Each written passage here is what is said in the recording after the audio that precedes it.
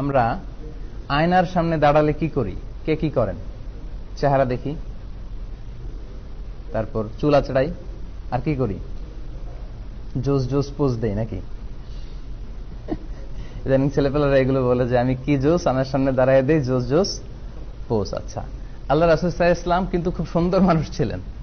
উনি চাইলেও এই জোস জোস পোজ দিতে পারতেন এবং ওনার পোজ দেওয়াটাই সবচেয়ে সুন্দর হতো। কিন্তু লুক এট দ্য অ্যাটিটিউড। উনি আয়নার সামনে দাঁড়িয়ে প্রথমে বলতেন আল্লাহুম্মা হাসসানতা খালকি ফাআহসিন খুলুকি। এর মানে হচ্ছে, হে আল্লাহ, আপনি আমার চেহারাটাকে যেরকম সুন্দর করেছেন আমার আচরণটাকেও সুন্দর করে দেন। সুবহানাল্লাহি বিহামদি। মানে আমার বাইরের অবয়বটা যেমন সুন্দর আমার ভেতরটাকেও এরকম সুন্দর করে দেন। This is the attitude. উনি আয়নার সামনে দাঁড়িয়ে অবশ্যই চুল আঁচড়াতেন, চেহারা দেখতেন, নিজেকে গুছিয়ে নিতেন, কিন্তু সর্বপ্রথম এই দোয়াটা পড়তেন আল্লাহুম্মা হাসসানতা খালকি ফাআহসিন খুলুকি। মানে হে আল্লাহ, আপনি আমার চেহারাকে সুন্দর করেছেন, আপনি আমার আচরণটাকে সুন্দর করে দেন।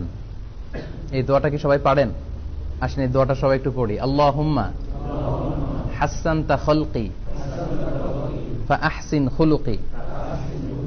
আল্লাহুম্মা হাসসানতা খালকি ফাআহসিন খুলুকি। আল্লাহুম্মা হাসসানতা খালকি ফাআহসিন খুলুকি। মানে হে আল্লাহ, আপনি আমার চেহারাটাকে যেমন সুন্দর বানিয়েছেন, আমার অবয়বটা যেমনি সুন্দর, আমার ভেতরটাও যেন ঠিক তেমনি সুন্দর হয়। আমরা জানি যে আল্লাহ রাসূল সাল্লাল্লাহু আলাইহি ওয়াসাল্লাম পৃথিবীর সবচাইতে শ্রেষ্ঠতম সুন্দর মানুষ ছিলেন। আল্লাহ রাসূলের চেয়ে সুন্দর কি কেউ ছিল পৃথিবীতে?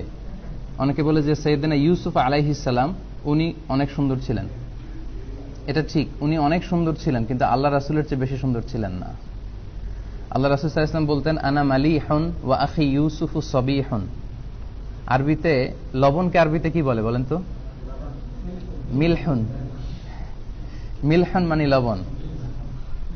মিলহুন থেকে মালিহ, মালিহ মানে লাবণ্যময়। আল্লাহ রাসূল বলতেন আনা মালিহুন, আমি লাবণ্যময় সুন্দর, ওয়া আখি ইউসুফু সাবিহুন, আর আমার ভাই ইউসুফ হচ্ছে সাদা সুন্দর।